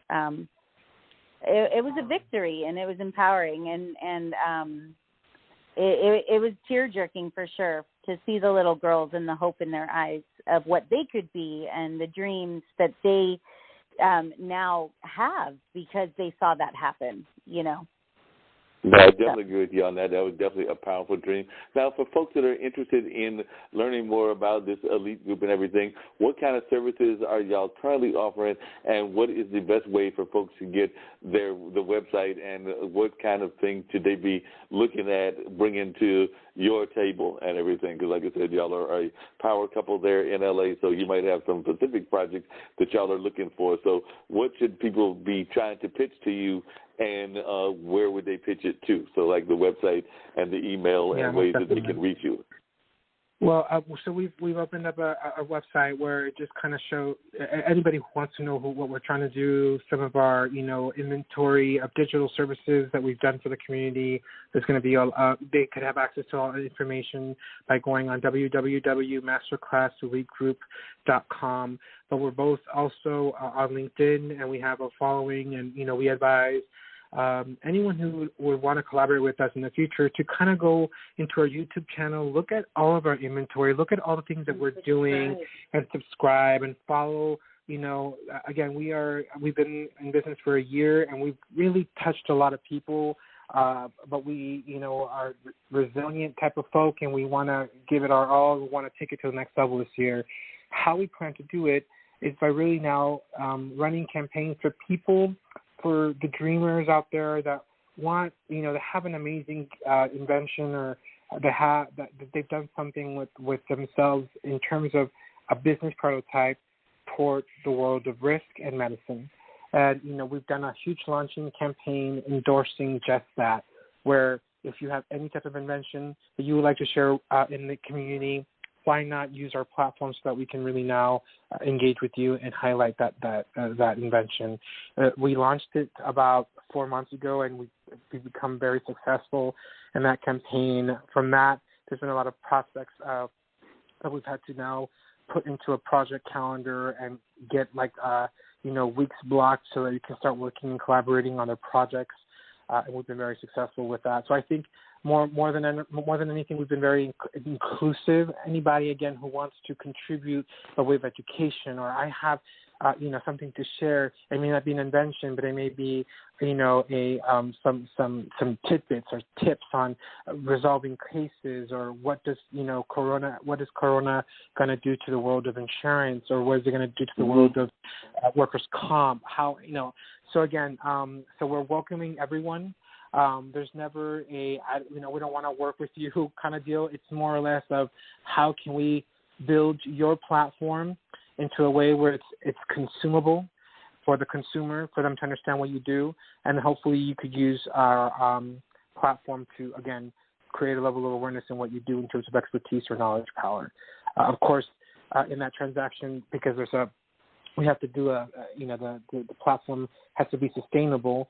There is a fee associated with that, but again, it's all dependent on the type of project it is, how long it is, 30 minutes versus 1 minute. But again, 30 seconds versus 1 minute and 30 seconds. I mean, the amount of bags and tricks that you want on your reel. Do you want, special effects? Do you want, orchestra music? Do you want editorial, features? Again, there's so many things that we are doing and we're playing around with in terms of just the artistry of film. And we're now really compiling that and putting this into this digital platform. So I'm really happy to hear that we could definitely, it's www.masterclasseliteGroup.com, and subscribe to our YouTube channel at masterclasseliteGroup.com or masterclass. Yeah, see our picture there. And that's on YouTube as well. We definitely want to do that, and definitely want more people to do that. Is there an opportunity for people that, like I said, on one of my earlier shows, I had somebody that was in the voiceover space, and of course, right here at Durham, where North Carolina Central and Duke is, there's a number of folks that are in the music space as well as the acting space. So if folks are listening that are in that space, are there opportunities for them to work with y'all as talent as well? So is there any opportunities for talent to reach out to you and to serve as the voices or the skill set that will be on these promotional reels, and would they reach out to you at that same email or subscribe at the same place? Yeah, well, that would be a different situation, because that would be the LinkedIn information. I would suggest to go on LinkedIn, and we have our email information available. It's El Soto at masterclasselitegroup.com, and my wife is A Soto at masterclasselitegroup.com. And those are special inquiries of how you can collaborate with the production process. And yes, we never say no to anything. At this point, again, I've used Tyler Perry as a reference guide, and that man has multi-layers within his business and his empire, and look at him now. So at this point, we're going his direction. And that's it. That's all. No, that sounds like a great motivation to go after Tyler Perry's direction. I've not always been the biggest Tyler Perry fan, just because of some of the ways that his portrayal of women and some of the church people, but I do know that he is, as an entrepreneur, a force to be reckoned with, and I will give him credit for the speech that he gave during the Oscars, where he was asking everybody to meet him in the middle, and that he didn't have any place in his heart for hatred of anybody, be that for racial reasons, ethnicity or orientation, or even the police force as well, because he actually gave a shout out to the police as well, and he was just telling everybody to stand up against hatred and to meet him in the middle, where he feels that there is more room for growth and opportunities for us all to work together in that middle ground. So I will give him credit for that statement that he made there, as well as some of the statements that Regina King and others made at the Oscars. So while I was watching the Oscars, I was listening to some of their remarks, and I thought that was a very powerful remark that he made. No, I mean, those actors, Regina King, that's another actress. I remember her back in Boys to Men. I mean, sorry, not Boys to Men, Boys in the Hood. What am I saying? And I mean, who would have thought that she would have now made it the way that she did? I mean, she is Black Power all the way. And Tyler Perry, I keep bringing him up because he's like the beacon of hope. Who he's a man of faith, but he has shown his power through hard work and providing movies that are family oriented and funny, and he's a true inspiration, a true inspiration who decided to open up his own studio and do his thing, and that's a very powerful story. Yep, and I know that y'all have got to get ready to go, and me and Dean will get ready to carry it out in the last 15 or 20 minutes and everything. But I will say one of the things that I really enjoyed and everything was seeing Glenn Close do the butt. So like I said, where they did that EU song, and Glenn Close was like the classic of great actresses and everything. That was totally hilarious. Yes, he does. So that was a totally hilarious moment. So I thoroughly enjoyed that and everything. Dean, this lovely couple has got to get ready to move, so me and you will carry on for a few more minutes. But you have definitely been part of in my mind, a power couple as well. So, Dean, if you got any words that you want to share with this powerful couple before me and you ramble on for a few minutes, I'm sure that they would love to hear it, because, like I said, you and Dr. Diamond are a powerful couple as well, and you might want to share a little bit about your story before they get ready to bounce off. I'll keep it short and sweet, man. You just have to, lift each other up, because there are going to be times when you start feeling down, but the other one will lift you up. Keep each other encouraged. Work out those ideas, come to a compromise, and make it happen, man. And very, very simple. Yeah, exactly. That's the goal. Thank you so much for that. No problem. I appreciate it. You're the best. Thank you guys, so much. Awesome talking.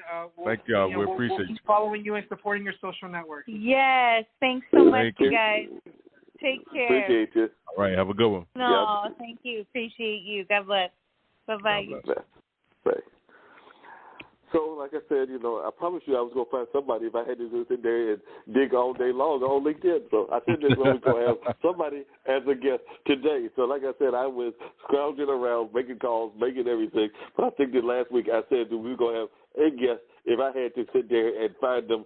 And like I said, I was ready to go knock on my neighbor's doors and have them call in and everything. But I said we were going to have a guest, and I thought that was a very interesting couple, and they are definitely trying to do some power broken things over there in the Los Angeles area, one out of restaurant, the other out of medicine and acting, but it definitely sounds like they are moving in a positive direction and definitely trying to get everybody involved as they are trying to create these powerful reels and things along those lines. So it was good hearing their story and hearing that they were able to be that power couple that we know oftentimes we want to see more of in the world, because we don't hear enough of the stories of those power couples actually, succeeding and doing things together on a regular. So it was good hearing their voice and hearing the positive news that they wanted to share as well. So I definitely thought that they gave us some good thoughts and some good inspiration, and hopefully folks will go and check out their website and definitely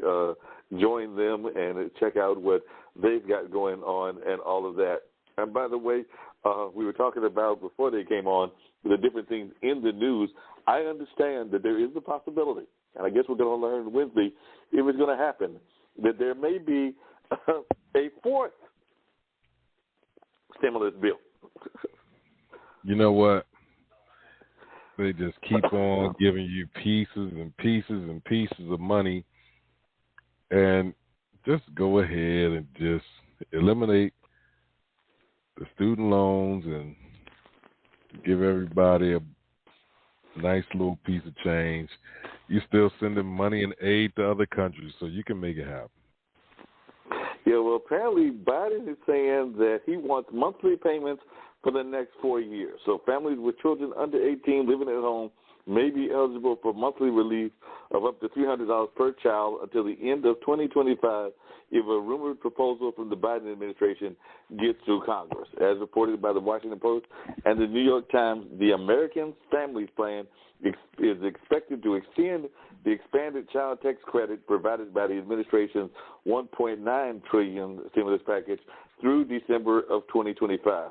This could give parents and legal guardians a total of up to $16,200 per child. And there is also talk of this fourth stimulus check as well. So I think that that's even separate from this other thing. But definitely looks like we might be getting some child credits for those of you that have children and everything that are in that, I guess, under 18 category. And it also looks like there may be a fourth stimulus check and everything along those lines. So there may be a fourth stimulus check coming your way. For people with children, I mean, I don't have any children under the age of 18, so that means we're not getting it. Yeah, I don't have any children at all, but I had heard rumors that there might actually be another stimulus check that would be not just for those with kids. So like I said, we're going to see what's going on with that, because I don't know. Well, one, I'm not sure that Congress is going to go for that, because while he might be able to get through some of the legislatures, those people that are on the Republican side, they're going to fight no matter what. You tell them that it would go save their kids, and they probably wouldn't care. Man. Yeah. And it also says that Biden is about to send $1 billion more in food stamps to some group of people as well. So apparently some more food stamps are coming this way as well. So definitely looks like there are some more financial reliefs coming to different people of different classes and different societies. I think I had also heard that he was getting ready to put some serious taxes on some of the rich as well. So definitely it's going to be interesting to see what goes on in that regard. But it says an estimated 25 million people will get a boost in their food stamp benefits starting this month, the Biden administration announced this past Thursday. These Americans who are among the lowest income food stamp recipients were left out of a benefit increase last year because of how that past administration implemented their relief package and everything. So basically it sounds like they, did that S word with people, and now Biden's got to do some cleaning up of it. Yeah, Well, it.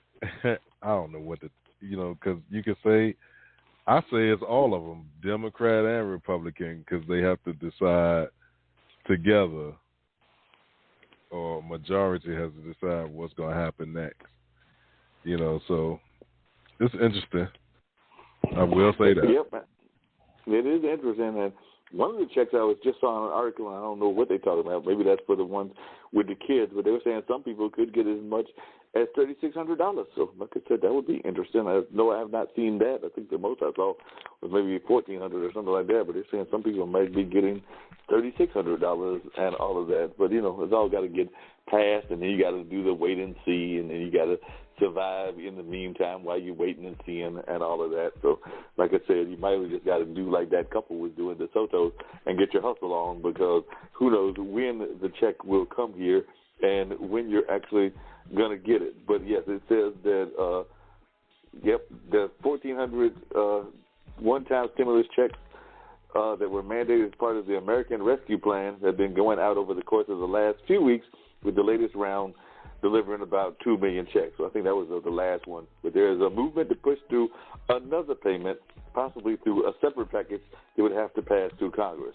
But in the meantime, more checks are on the way for some Americans, also as part of that rescue plan. So it sounds like some people may be getting checks here and checks there, but like I said, I've gotten a couple of them, and I may be out of luck now because I don't have any kids, so I don't think that any of those kid ones will be coming, because it looks like the kids have got to be between the ages of 6 and 17. So definitely grade school, any of the grade schools are like from 12th grade to first grade, or first grade would be 6, because kindergarten would be 5. So it sounds like as long as you've got kids in school, you might be getting some money and all of that. But who knows when we're going to get it, or if any more is coming. I'm kind of wondering if this is going to become almost like the way that nonprofits do when they get money, where everybody becomes so dependent on it that they just look for the next check, and they don't even think about going out and getting their own hustles or getting back in the job market and things of that nature. So I guess that could be one of the dangers, is that we might have people that become too dependent on it, because we do know that we can become very dependent on free gifts and things of that nature, whether that's from the government, whether that's from parents, whether that's from whoever. So it might be interesting to see if folks actually do some planning, like the Sotos we're talking about, so they can actually be prepared for the next thing that may come their way or not come their way, because otherwise folks will be sitting there going like, hey, wait a minute, I got $1,400 in February, I got $1,400 in, let's say, April or May, and I got another one in August, and they'd be looking for that other $1,400 or $1,500 in November, and the government be looking at them like, we said that we were done. We're not sending you anymore. You know what? Just go ahead and give every adult $2,000 a month and keep it rocking. That's not a bad idea, and they have talked about that, and they talked about doing that, and that would be just keep it flat, $2,000 a month until we're totally out of this, which might be another year or two. Or you think that we just need to do this for like a decade?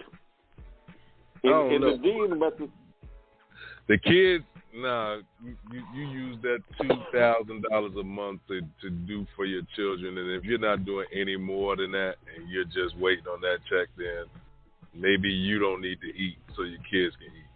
Just my thought.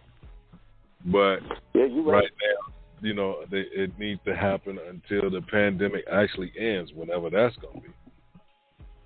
Well, I just saw another article that was going to depress some folks, because, I did see that here in Durham, Bembe is going to be a drive-by event. So it's going to be people can come by in their cars, and I think there's a certain amount of people in the car to hear that classic old-school R&B and some of the other music that they feature, like gospel and things of that nature. But it's going to be like they were doing movies. It's going to be a drive-by festival. And like I said, a number of the other festivals are going either virtual or to smaller venues or to things of that nature. But I did look recently and saw that Bembe, which is a major festival in May, is going to be a drive one. So you have to register your car, tell how many people you're going to be in there, and I'm sure there's limits to actually, because they're doing it in shifts. That's right. It's, I think, 4-hour shifts in a 12 to 14-hour festival. So I think it's probably a 12-hour festival, but I know that they're like 3 to 4 hour shifts, and you got to pick your shift that you want to go to and hope that you get it, and then park your car there with your people. And I think you can get out of the car as long as you're in that same area, because the cars are supposed to be, that 6 feet apart and all of that. So definitely it's going to be interesting. But it looks like they have already decided that for anybody that was expecting to go up to D.C. and see the fireworks, that ain't happening, because it looks like Biden made a statement that 4th of July parties might not be happening. So it looks like we might not be having 4th of July, at least not in the D.C. area. I mean, I'm sure other people might be doing it, and they might be doing the drive-by version as well. But it does look like we're not going to have any 4th of July celebrations in the D.C. area, if I'm reading this article correctly and everything, because it says Biden suggests 4th of July celebrations might be canceled if people don't get the COVID-19 vaccine. So it sounds like he's saying that not enough people are getting the vaccine, but if they get the vaccine, then we can still have them, because he suggested that small outdoor gatherings on the 4th of July might have to be canceled if people don't continue to getting the vaccine. So basically, I think he's saying, y'all folks need to keep getting that vaccine. If y'all get the vaccine, we can have a 4th of July party. If y'all don't have it, or I don't see enough of them, then there will be no 4th of July. So he says to celebrate our independence from this virus on July 4th with family and friends in small groups, we still have more to do in the months of May and June.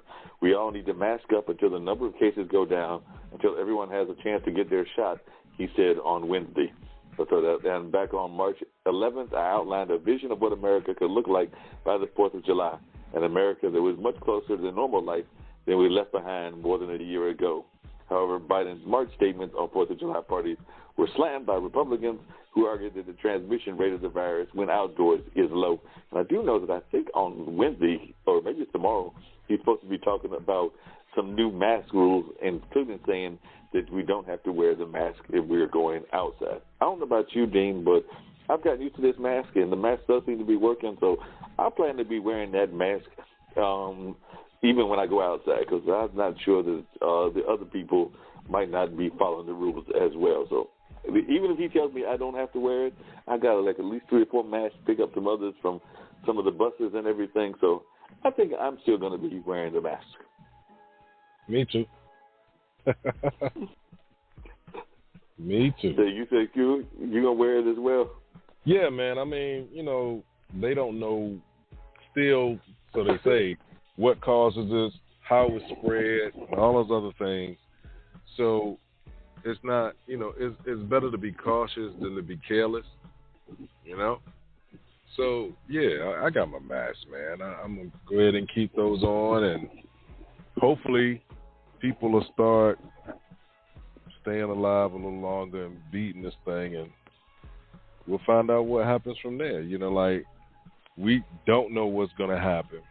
They're not sure if we're going to need booster shots in the next 6 months. But, exactly, we continue to wash our hands, the basic stuff that we were taught growing up. Don't stand up under anybody, give them enough space. And they might not be as dark or as light as you, but good people are good people, so respect that, So I'm keeping my mask on. Yeah, same here. I'm keeping my mask on as well. So I think that's going to be the right move, is to keep that mask on and keep ourselves protected any way that we can, because definitely that's just some of the things that are going on. I also saw an article here that apparently the Supreme Court is about to get its nose into something else that it didn't need to have its nose in, because apparently, that former Solicitor General Ken Starr had predicted that a mandated critical race theory curriculum is going to be struck down by the Supreme Court after President Biden's administration established education grant priorities for programs that agree to teach the controversial course loads. So apparently the folks that wanted to study race relations and race kind of things along those lines, they're about to knock it down. So Starr was saying we have to scream from the rafters, set up the race-based curriculum. They can recommend the course, but thank goodness the United States government cannot control. It can influence, to be sure, through its spending powers, because every public school district receives federal funds. I understand that, but to mandate a particular curriculum, I think, will be struck down by the Supreme Court. So definitely looks like folks might be trying to take down some of these courses that were dealing with critical race theory and all of that. So apparently his comments followed a proposed rule from Biden's Education Department that would prioritize grants for institutions that incorporate racially, ethnically, culturally, and linguistically diverse perspectives in the teaching and learning. Should all learning be that way? So it says the potential rule changes were published Monday, reference the New York Times, the 1619 Project, a package of essays that argue that chattel slavery defines American foundings, in addition to remarks from scholar Ibrahim X. Zindi and everything of that nature. So I guess folks are getting mad when the truth is being told, and they don't want the truth told. So they're going to go against the truth. That's what it sounds like to me.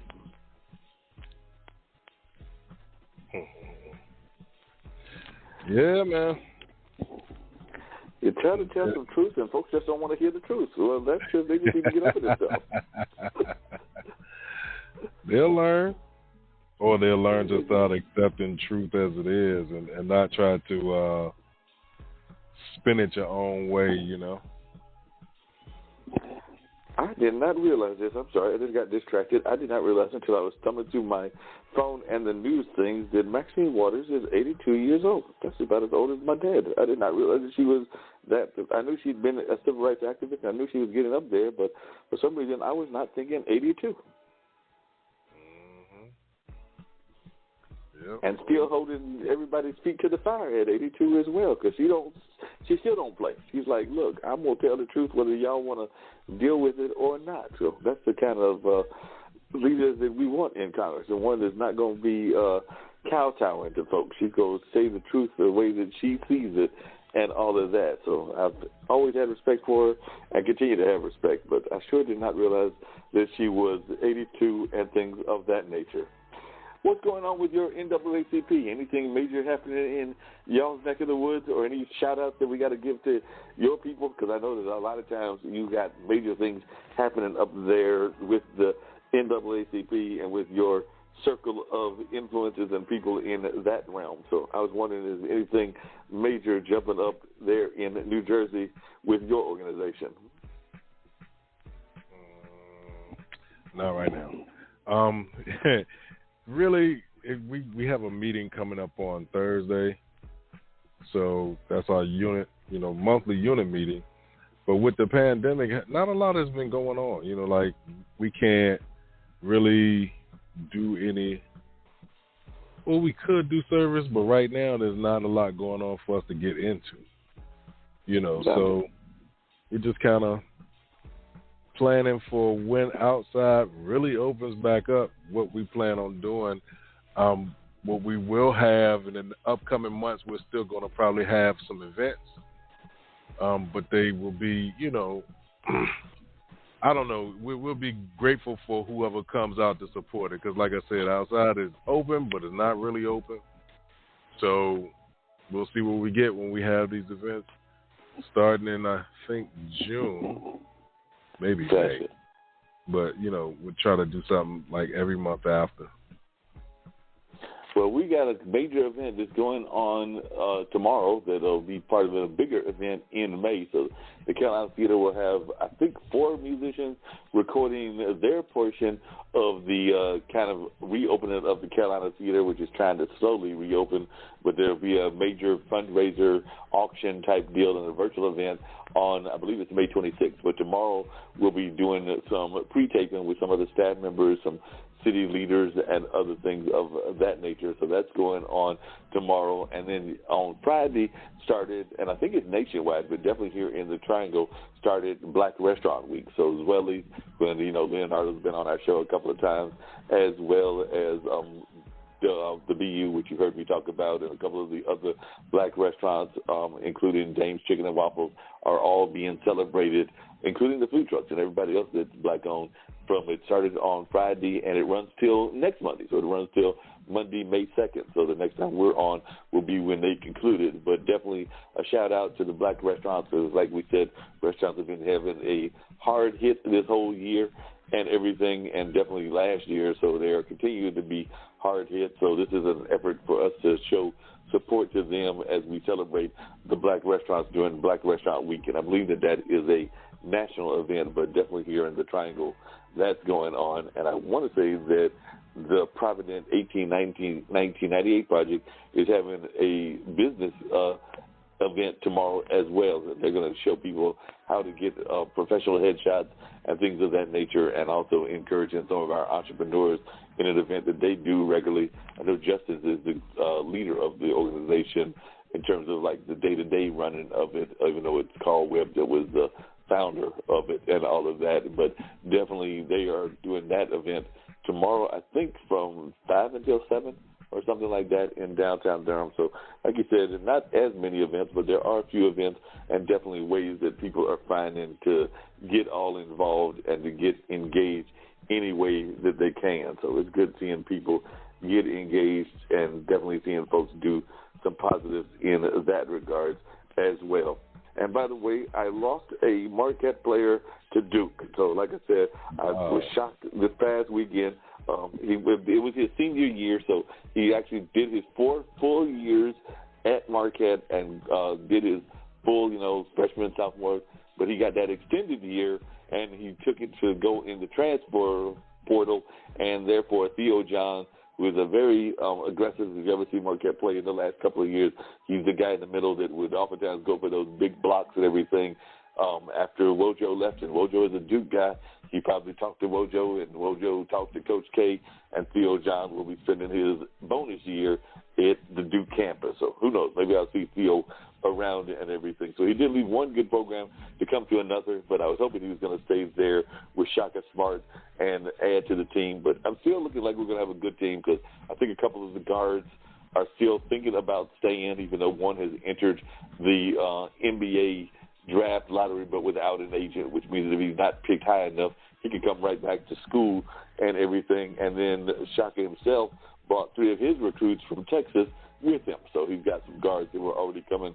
They would have been going with him to Texas, but since he went to Marquette, they're coming with him to Marquette in Milwaukee. So I still think that the team will be doing all right and everything, but that transfer portal is a trip because it's like they open it up and then you just see players jumping left and right, going from one team to another, West Coast to East Coast and everything. And I do know that definitely they opened it up and gave them a bonus year if they wanted to take it. And not everybody took it. Some people went straight to the NBA or straight to the international leagues and stuff like that. But they did offer it if folks wanted that bonus year. And so we've got some 5-year seniors that were in the transfer portal as well as others. So it's going to be interesting once again to see how sports plays out both in basketball, because I know the NBA finals are going to come up, and the Lakers, who would definitely be the solid favorites, are probably going to be the 4th or 5th seed because they've had some serious injuries. But if they come back in order and everything, they would just be a dangerous 4th or 5th seed, and they probably still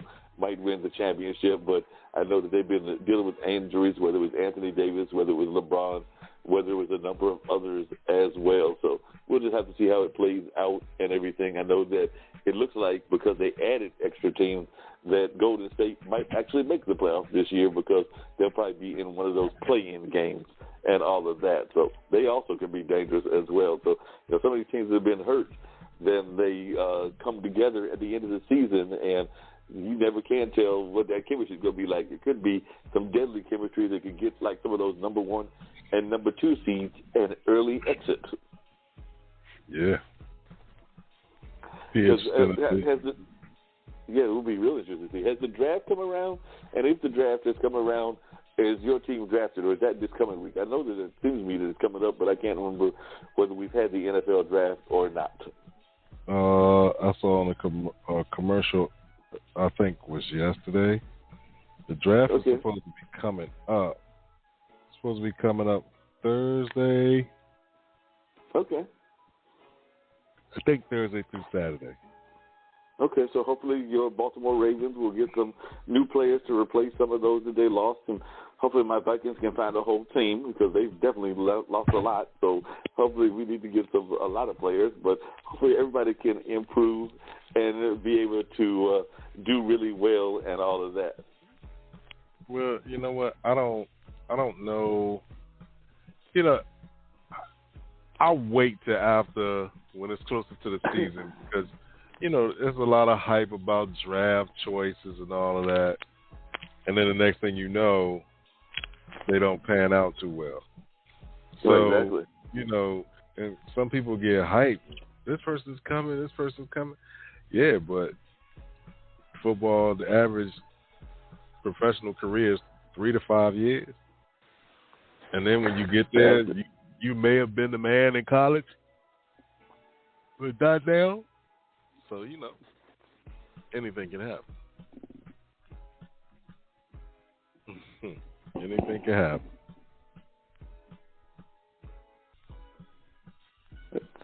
Yep, and then you're no longer the man anymore. Nah, you're done.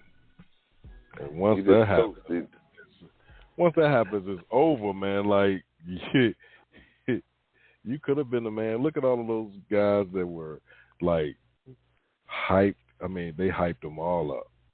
They got into the league, and the league showed them that it's something totally different over here. So go back to where you came from, and good luck, Yeah.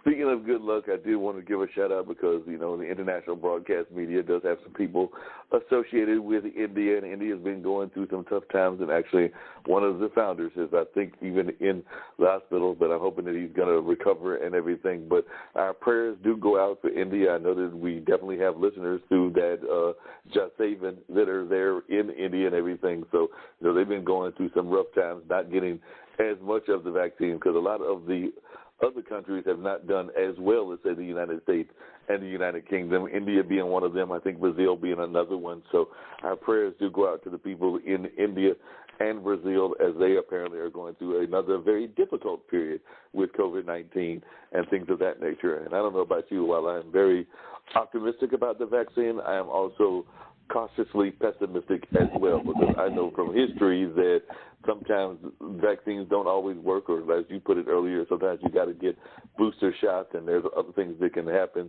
as well, third waves, fifth waves, and a number of other things. So I'm hoping that what India is going through is not something that the United States or other Western countries have to go through. Because I was talking to a friend of mine, Shaquille, in Australia, and he was just showing me a copy of his paper where they are now saying because of some of their concerns about the vaccine that they don't want people over 50 to get the vaccine. So they're actually, I think, stopping people from over 50 or discouraging them from getting it and everything. The folks that are, of a different age range, that's cool. But it sounds like over 50s, of which I would be one of them, they don't want them to get it there in Australia. So, and who knows what their facts are versus what our facts are. So I get it, and I'm definitely very hopeful and optimistic for what's going on in America, but I'm also a student of history, so I do know that there have been cases, including that famous pandemic of about 100 years ago, where folks thought everything was under control, and a second and third wave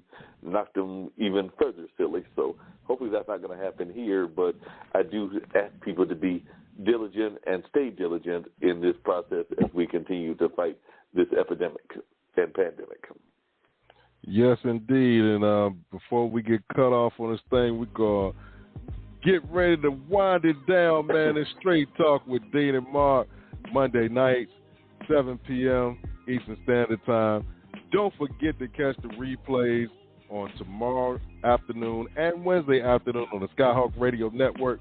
And if you missed those, we got replays, man, on Radio Public, iHeartRadio, Google Podcasts, Spotify, Spreaker, TuneIn, Stitcher, Podbean, Apple Podcasts, Podchaser, Podcast Addict, Castbox, Podfollow, Deezer, Jill Savin, and right here, Blog Talk Radio. We are a part of the Level Podcast Network. You can catch other shows like the Black Girl's Guide to Surviving Menopause, the Chef Gang Radio Show, Funk from the Front Seat, Funk Music with Zach, Learning Unwrapped, Let's K-12 Better, Marketing with Russ, a.k.a. hashtag Russ Selfie, Mona Shaking the Minority Reports, Mullings, Music and Memories with Mark Lee, The Online Dinner Party with Mark Lee, the Plant a Good Seed Podcast, the Reinvention Road Trip, She's on Call, the Just Podcast, the Mark Lee Show, the Spin It Social Hour, Virginia Interfaith Live, WNC Original Music, and Straight Talk with Dean and Mark. Like I always say, when you walk outside your front door, it's showtime in the world is your stage. Just make sure that people are not watching the rehearsal. With that being said, it's the six-man Dean Geronimo. Have an outstanding week. We see y'all in 7 days.